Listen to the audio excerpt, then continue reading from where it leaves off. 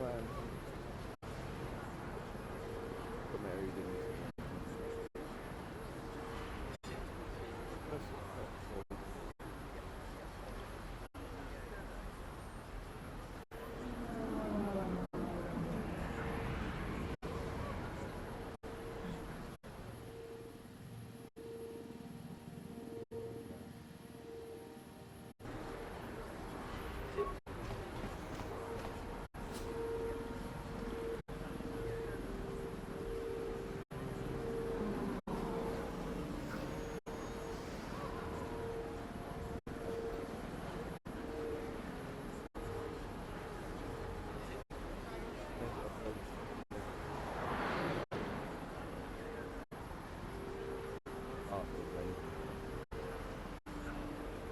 Another piece.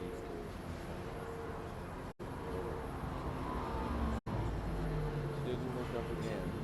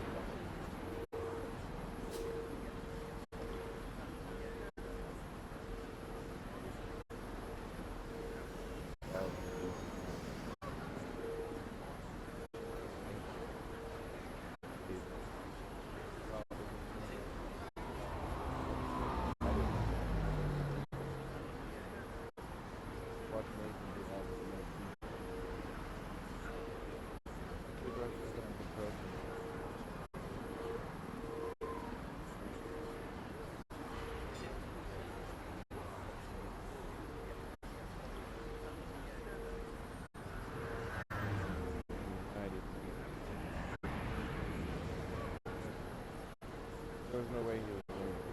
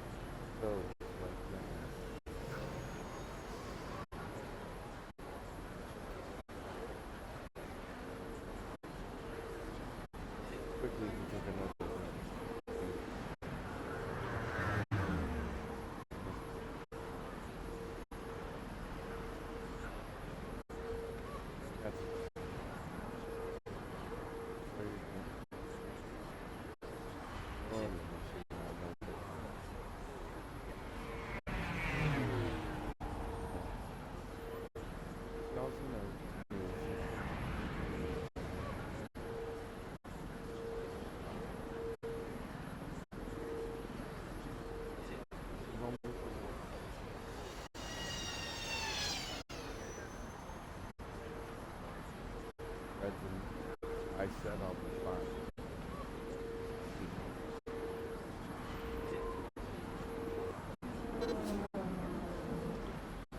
Yeah. And,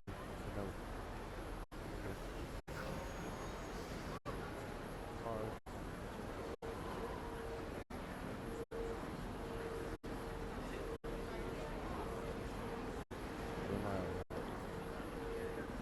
Leave him to it. Crazy.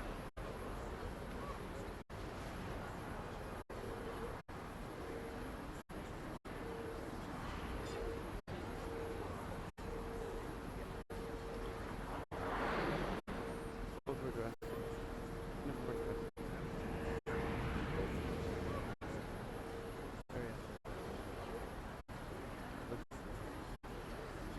Looks so much like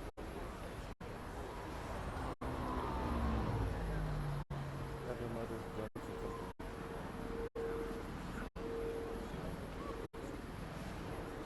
Hard hit. Love the mirrors are back.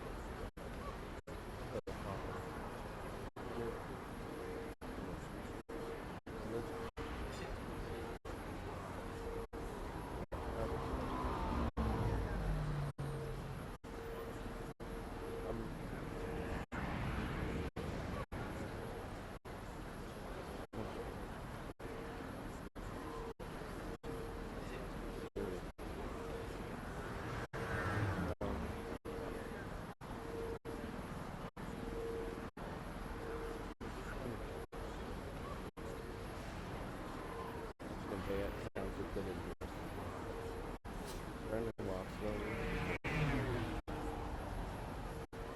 Alright. You know, this is real important when you're doing not fun. I used to dead seconds. Joe Smith. First he called Joe Smith. He knew that. He knew it called townspeople would do old Joe, which was always said in open. Joe Smith has done nothing but bring trouble to this family. First Joshua and his madness. Now Nathan, running after him like he was some kind of holy king or something. Ben, but he was not going to be stopped. And now you, leaving off like this when there's work to be done. Oh God. Taking the children, filling their heads with all kinds of spiritual mumbo-jumbo. I won't stop. I believe in letting people make their own way in life. You know how I feel. You're going against my direct wishes. So don't ask me to smile and pat my cheek, because I ain't about it. He picked up the bottle and, turning his back to her, ignoring the stab of pain. He heard the door open and shut again. He didn't bother to turn around.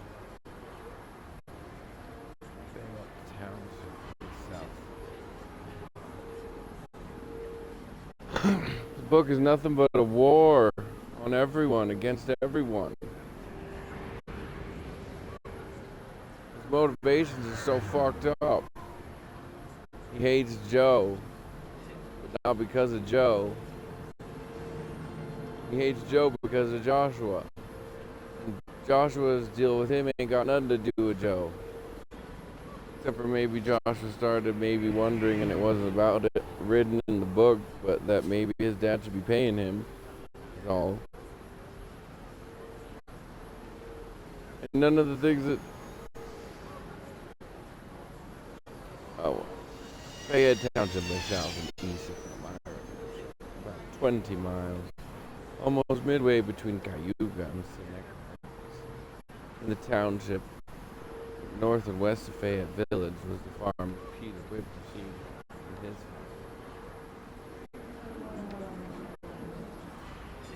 It was the Whitmer cabin, a solidly built two-story structure. Mary Ann Steed and her children came late that Saturday. As they drove into the yard, hot, tired, and hungry, after a 6-hour ride. It was a long drive. Mary Ann felt her heart sink. Wait, 20 miles, 6 hours.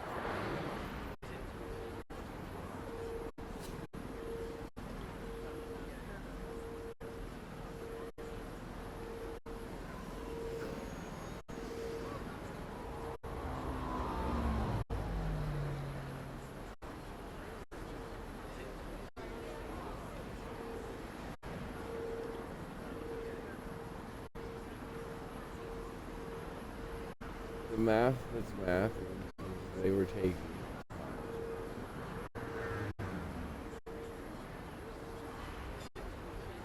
Joseph requested that Nathan bring his mother to see him, but included him in the attention to the Whitmers overnight. The Whitmers had 7 children. The oldest daughter had recently married and moved out, but that still left 8 people at home, counting the boys. Add to that number their permanent guests, Joseph, Emma, and Oliver. And the Whitmer cabin had to be purchased. We should have stayed in Waterloo and just come tomorrow. They must already have more people than they have room for. Waterloo was the village about 2 miles back. There had been an inn there that looked comfortable and respectable, and the rates were within the mountain and the ground. Before Nathan could answer, the door opened and Joseph came down to him. There you are, he boomed, waving. In 4 strides, he built the way. And here you are.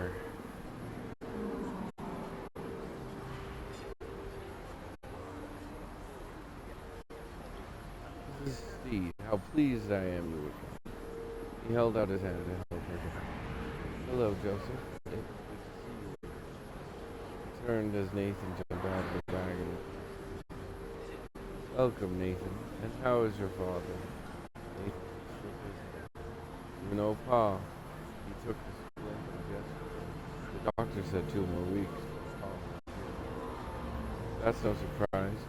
One thing to say for Benjamin Steed, he'll not easily be beholden to any man. That's the truth, Joseph laughed, then turned back to the wagon. His face instantly registered surprise. Nathan, I thought you were bringing your family. All I see here are strangers. Matthew's face frowned. I'm Matthew, Joseph, remember? Joseph fell back a step. No, he breathed. This can't be. Matthew Steed was only this height. He held up his hand above his head.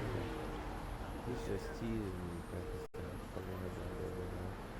Matthew was startled by her and his face split into a grin, which nearly cracked his cheekbone. Joseph swung around to face Rebecca. And this must be Melissa, Joseph said, bowing low. Her mouth dropped. For a moment, Rebecca was perplexed. And realizing she too was being teased, she started to giggle, ducking her head and blushing furiously. Melissa stood up. Hello, Joseph. Joseph looked up at her, shaking his head. look at you. Melissa colored as she took his hand and held it down from around her. You have become a lovely young woman, Melissa. Think.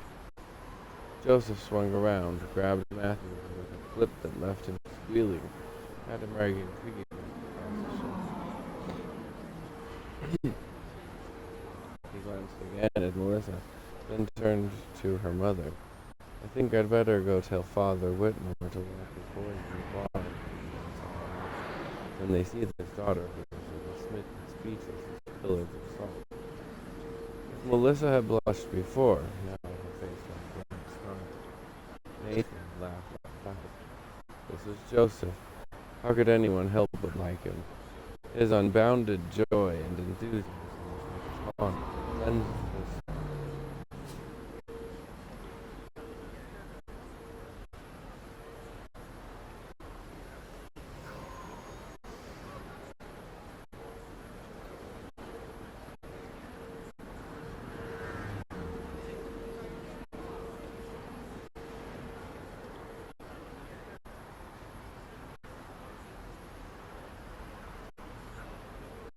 It had been a little over 2 years since he had been at the farm helping the steeds clear their land, and yet in no more than a few moments the time brushed away and he was home with them again.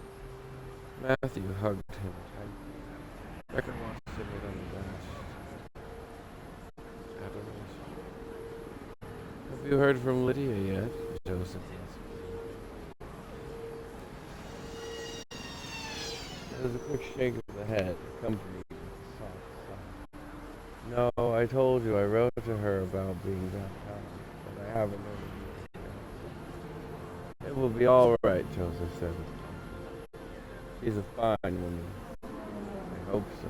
He paused for a moment, thinking about how long that she was entirely.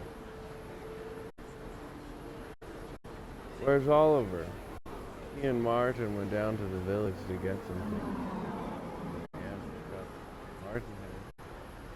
Yes, he's been here for 2 days. But he has to go back to Palmyra after supper. Maybe it's why. Martin. This was good. It would be an evening with much to listen to. With Matthew hanging on to his neck, Joseph put out his arm and took motioning with his head to Nathan and his mother. Come on, I want you to say hello to them with me. It had been almost 4 months since Oliver Whitmore had been independent from Mr. Smith for the first time. A day or two before leaving Palmyra, he became acquainted with the young man. Come to Palmyra from Payette to do some business. A quick friendship was struck, and Oliver had told David of his intent to go to Harmony and learn for himself whether there was any truth to the account of the gold plates and angelic visitation. Oliver, in company with Joseph's brother Samuel, stayed overnight at the Whitmore, and once again Oliver spoke of Joseph. David made Oliver promise that once he arrived, he would write and tell David what his conclusions were. Oliver had written not once but twice, telling David about the sacred record and his calling ascribed to Joseph. The Whitmers were impressed enough that they began to pray about him. Meanwhile, in Harmony, problems began to get worse. Emma's father, who had softened somewhat toward Joseph and had agreed to help them after Joseph's transfer, had cooled again as opposition from the locals began to increase. Joseph suggested Oliver write to his friend and see if the Whitmers could provide a place for them to live until the translation was finished. Whitmers had agreed immediately and sent David with a wagon until the Whitmer family had been increased by 3 members. How is the translation coming? Nathan asked as they approached the wagon. Joseph stopped, grinning almost as boyishly as Matthew. It's done, Nathan. Marianne stepped forward and touched him on. Really, Joseph? Yes. completely done. Finished 3 weeks ago, July 1st, to be exact. 1 month to the day from when we arrived here. It's wonderful, Joseph, Nathan exclaimed. It's more than wonderful, Joseph agreed happily. Oliver has been making another copy of the manuscript. A quick frown darkened his features. I've learned the foolishness of that. Mary Ann nodded soberly, remembering Joseph's devastation at the time Marge lost the only copy of the manuscript. Joseph instantly brightened again. Now the task is to find the printer. But I think we may even have that problem solved. Mary Ann put her hands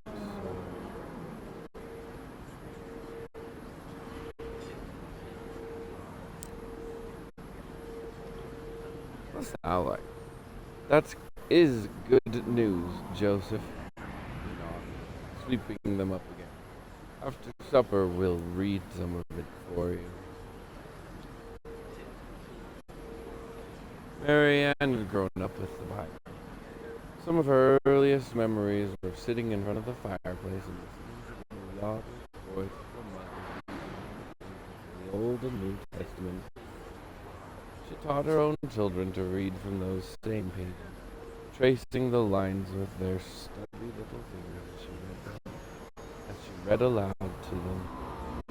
She loved the word of the Lord and had come to recognize the power which flowed from the Bible into her life whenever she supped from its pages. Because of her own experience in searching for righteousness, Mary Ann had not had any problems believing the story of Joseph's visitation from God. Is it funny how all the heroes in these stories are the ones who just never had a fucking problem? Part of the story. Indeed, she had felt her spirit resonate in response to the story as Nathan had recounted it. After that, she prayed mightily to know whether Joseph spoke the truth.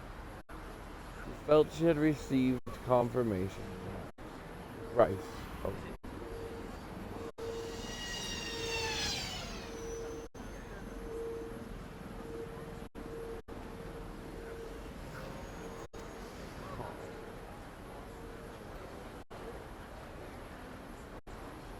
It never occurred to me to wonder whether he thought he was going to make any money off this until the end now. But as events with Joseph continued to unfold, not Joseph, I mean Lund. As events with Joseph continued to unfold, other feelings began to trouble her. But not really doubt. She still continued to pray about Joseph, about the sacred work, about his calling from God. And she still found peace each time she did. What the hell?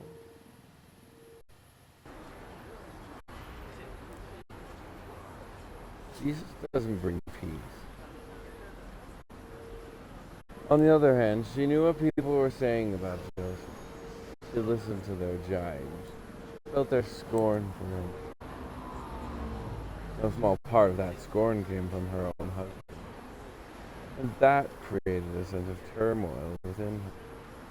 It was as though she were standing in the midst of a violence. She did not question whether the place where she stood was right or not. But the wind was howled around Joseph, buffeting those who choked. She was willing to stand with him. More than that, she wanted to stand with him. If she was going to do so, she needed something more tangible, more substantial than this other feeling. She fully understood what had driven Martin Harris to go to New York City and seek out the professor of ancient languages. He didn't really doubt Joseph, but when everyone around him was incessantly battering him, trying to cut the ground out from under him, he needed some kind of anchor point, something he could sink his roots in, and hope he never would fail.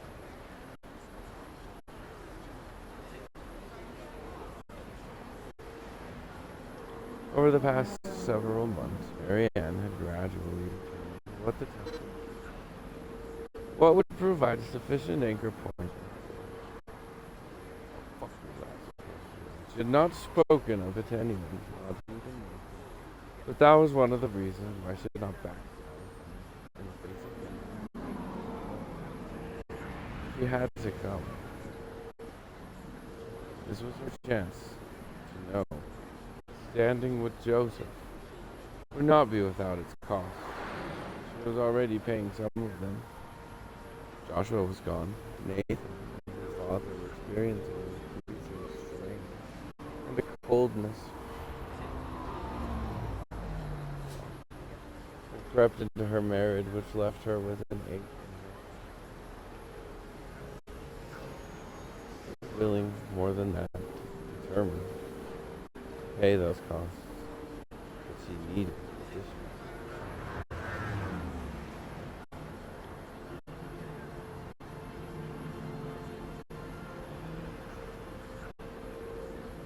She loved the scripture. She knew how she felt inside when she read it. She knew why the Lord had called his words the bread of life.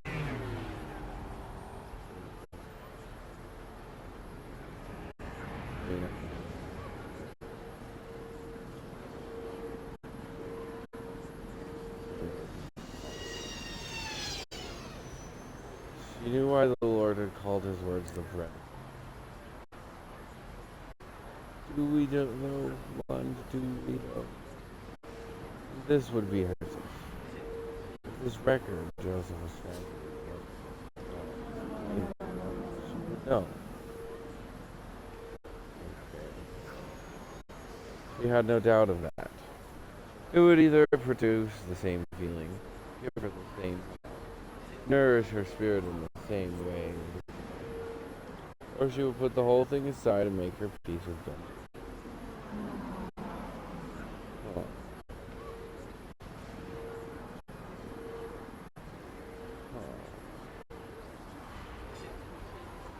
The supper had been pleasant.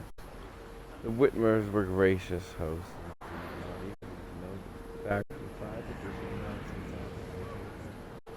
After supper, dishes were quickly cleared and washed, and the younger children sent out to tend the Whitmer grandchildren. Now the adults that sat in a semicircle around the great stone fireplace filled this house. There were 18 of them, spread around the main room of the cabin, which served as kitchen. In addition to everything, Martin Harris sat near the west window, as usual. She looked into the stable. Next to him was Peter Whitman, her father looked at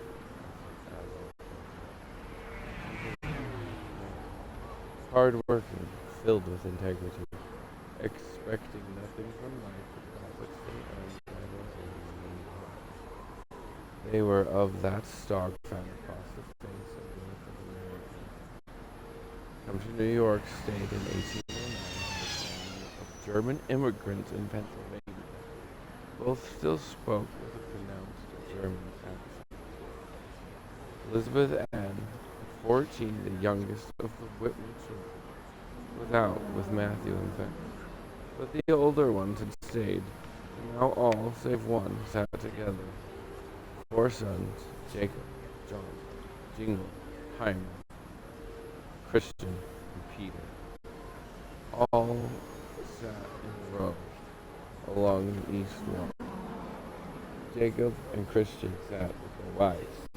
John and Peter, Jr., not yet married, sat next to their oldest sister, Catherine, and her husband, Hiram Page. Marianne noticed that Peter Jr. was 19, the youngest of 4, and Melissa, blushing,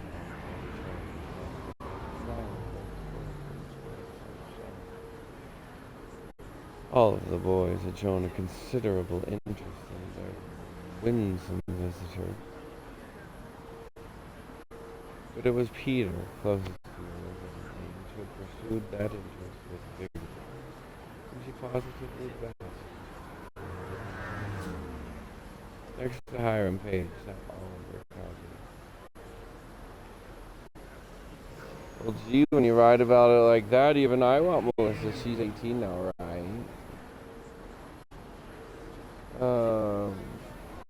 Kim Arden returned from Fayette Village, shortly after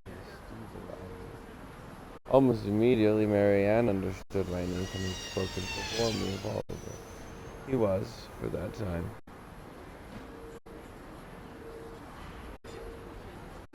a particularly well-educated young man. It showed in the polish of his speech, and the graciousness of his manners, and his experience as a school teacher showed in his open love for the children. In a moment after his return, he and Joseph had the children rollicking in the meadow behind the camp. Sitting shoulder to shoulder with Oliver was David Whitmore, the fifth of the Whitmore sons, almost the same age as Oliver and Joseph. David was more serious in nature than either did the other two, quiet and less given to the idle conversation. He was nevertheless affable and pleasant to be around. He smiled easily, had a quiet sense of humor, and, of all the children, had made the greatest effort to make the Steve welcome. Now, as he spoke quietly to Oliver, Mary Ann detected a slight German twang in his speech as well, though not nearly as pronounced as the accent in his parents' speech. The last two in the room were, of course, Joseph and Emma. Mary Ann had met Emma only once before, and then only briefly in the village. Nathan had nothing but praise for Emma, and Mary Ann had looked forward to finally getting to know her better. She had not been disappointed. Emma was a woman of quiet dignity, culture, and good manners.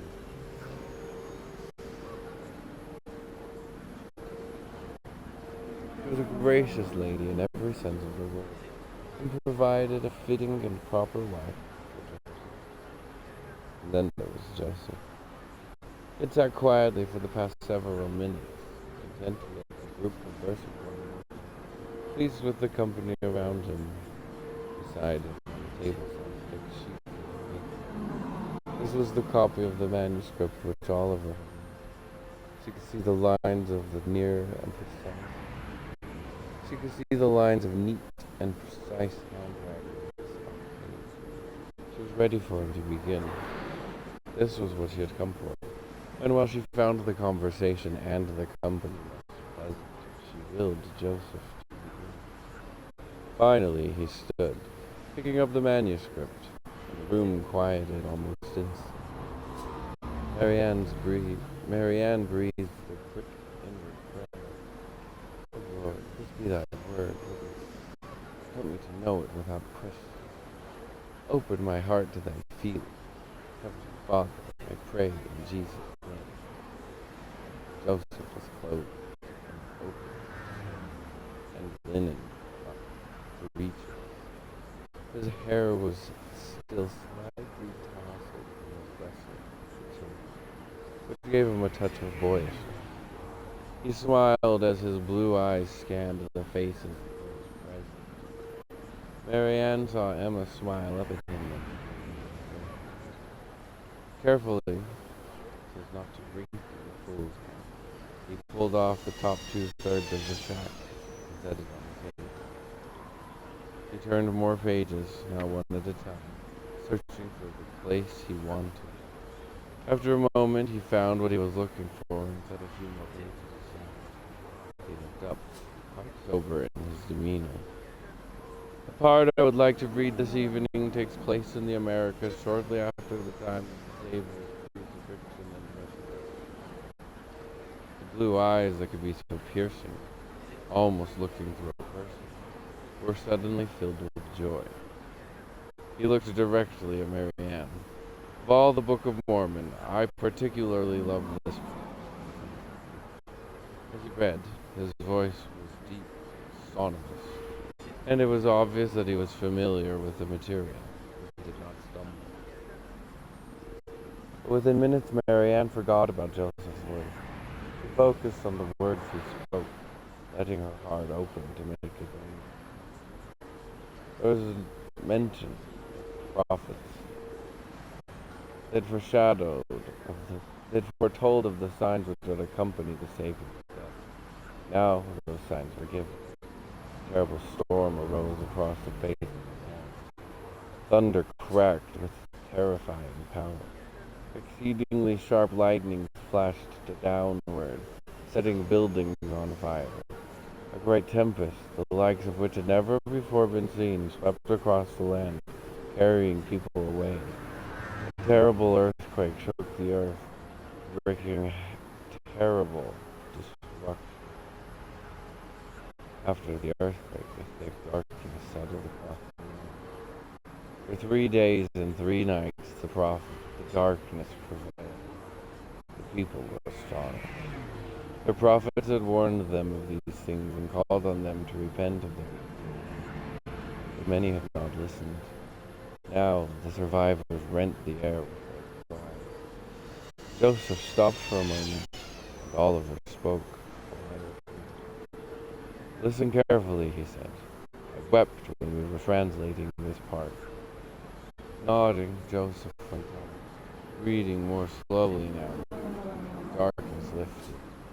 The earth was finally still. A group of disciples, those who had believed and looked forward to the promised sign, gathered at a temple in a land they called Bountiful.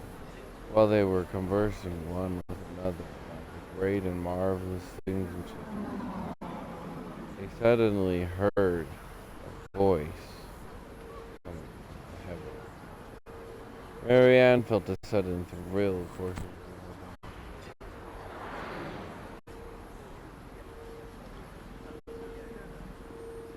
She leaned forward, her eyes fixed on Joseph's face. And it came to pass, while they were thus conversing one with another, they heard a voice, as if it came out of heaven, and they cast their eyes round about, for they understood not the voice which they heard. And it was not a harsh voice, neither was it a loud voice.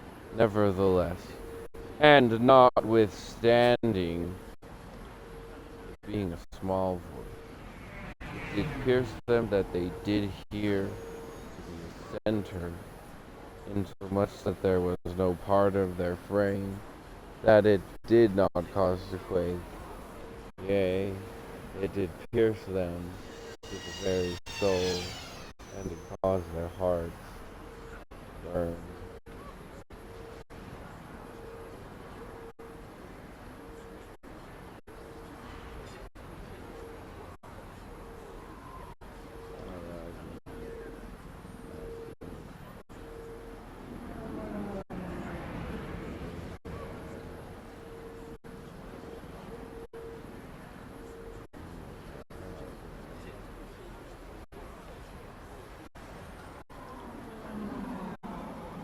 That brought Marianne up sharply. In Luke's Gospel, the 2 disciples on the road to Emmaus used those same words. It walked and talked with the resurrected, but they did not recognize him. After he vanished from their sight, one said to the other, "Did not burn within us?" I always loved that phrase.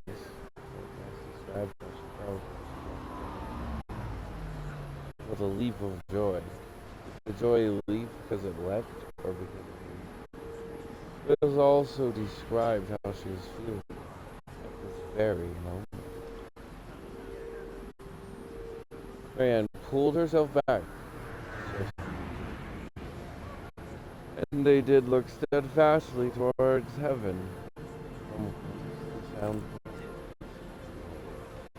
The 3rd time they did understand the voice, which saith unto them, "Behold, my beloved Son, in whom I am well pleased, in whom I have glorified my name." Hear ye him. And put the hands within the earth. She suddenly realized sweet, it's all right. It's all right. Interesting. Joseph paused, and Marianne realized he and the others were looking at her too. She brushed quickly at the corners of her mouth. Please don't stop. Joseph's eyes softened as he nodded his face. And it came to pass, as they understood, they cast their eyes up again. And it came to pass, towards heaven, behold, and now I say unto you again, that it did come to pass, that they saw a man descending out of heaven, and now behold, it came to pass, he was clothed in a white robe, and behold, and he came down, and stood in the midst of them. And it came to pass, behold, the eyes of the whole multitude came to pass, were turned upon him. Hi, everyone.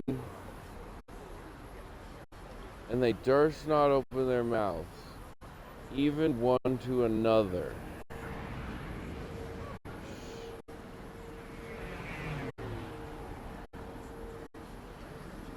And wist not what it meant. For they thought it was an angel that had appeared unto them.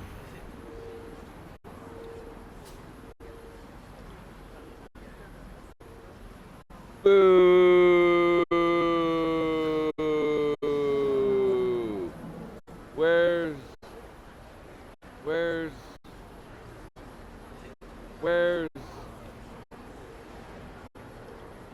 Boo! Bring back our Mother Eve. Boo!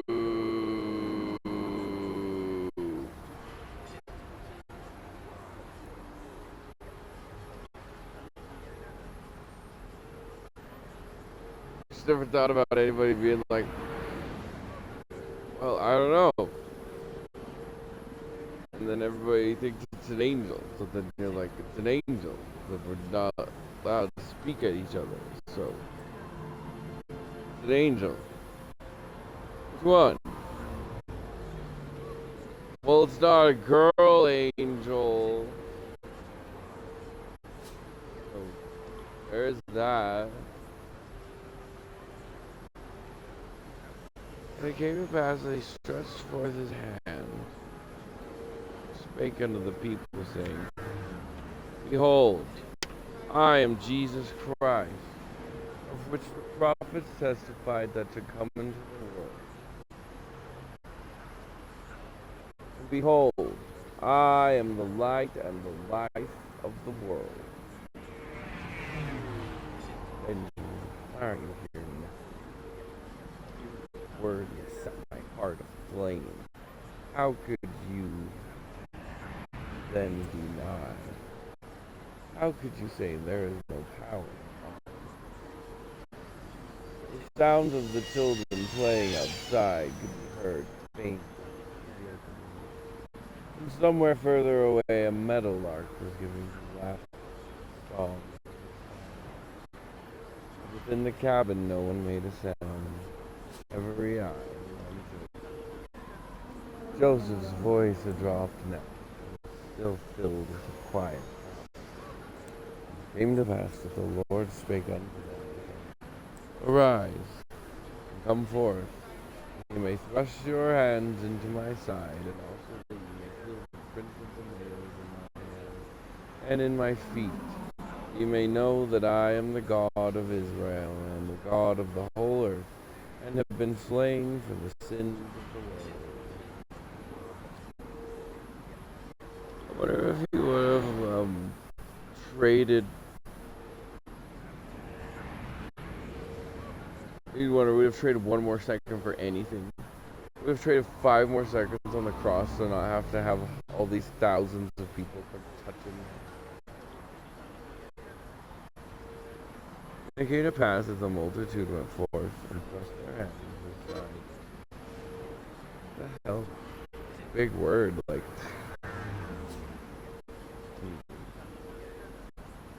They're gonna be questioned then. And to feel the prints of the nails in his hands and in his feet. And this they did do, going forth one by one, until they had all gone forth, and did see with their eyes, and did feel with their hands, and did know of surety, and did bear record that it was he, of whom it was written by the prophets which should come. And it came to pass that when they had all gone forth, and it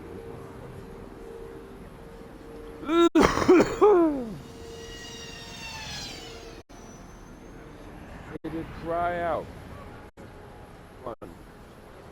one accord, saying, Hosanna! Blessed be the name of the Most High God. And they did fall down at the feet of Jesus,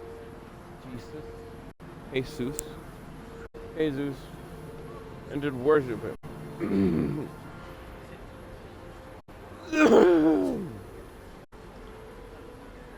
Joseph saw with his feet,